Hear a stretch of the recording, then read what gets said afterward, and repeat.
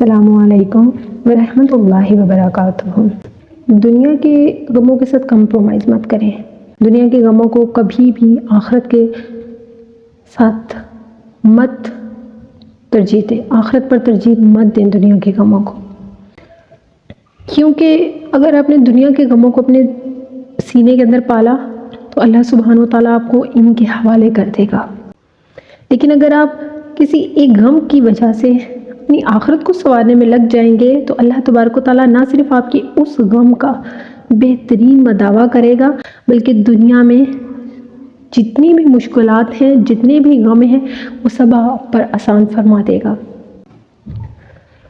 یہ سچ ہے، یہ میں کوئی پڑھی لکھی باتیں نہیں کر رہی، یہ میری اپنی زندگی ہے۔ اپنے تمام غم اللہ کے سپرد کر دیجئے۔ کسی نے آپ کے ساتھ زیادتی کی ہے، کسی نے آپ کو دھوکہ دیا ہے، کسی نے آپ کے ایمان کے ساتھ کھیلا ہے، ہر چیز کا بدلہ اللہ کے سپرد کر دے، وہ بہترین بدلہ لینے والا ہے۔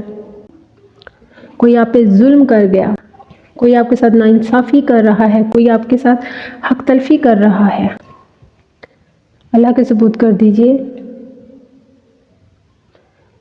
اسے اپنی ذات کے اندر اتنا بڑا غم مت بنائیں کہ آپ اس کو آخرت پر ترجیح دے دیں۔ اس غم کو اللہ کے حوالے کریں اور اللہ کے ساتھ جڑ جائیں، وہ بہترین ہے۔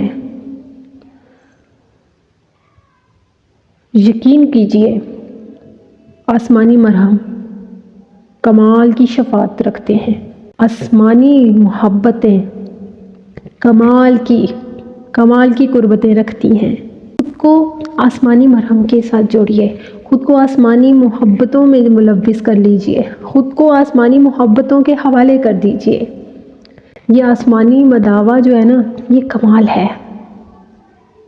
یہ آپ کے ساتھ ناانصافی ہونے نہیں دے گا، یہ آپ کے ساتھ ظلم کرنے والے کو چھوڑ نہیں دے گا۔ اگر آپ خود ساری چیزوں کی طرف آ جائیں گے تو آپ بدلے میں آ جائیں گے، اور بدلہ جو ہوتا ہے نا، وہ آپ سے ہو سکتا ہے وہ کچھ بھی کروا دے جو اللہ سبحانہ و تعالیٰ کے ناپسندیدہ اعمال میں سے ہو۔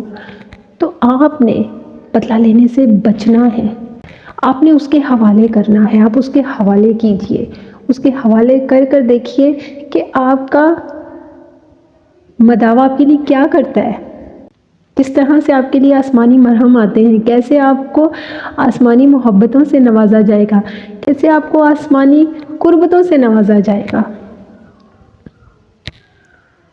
دنیاوی لذتوں سے آسمانی لذتیں کمال کے درجے رکھتی ہیں، ان کی طرف آ کر تو دیکھیے۔ مجھے دعاؤں میں یاد رکھیے گا۔ جزاک اللہ خیر و بارک اللہ فیک۔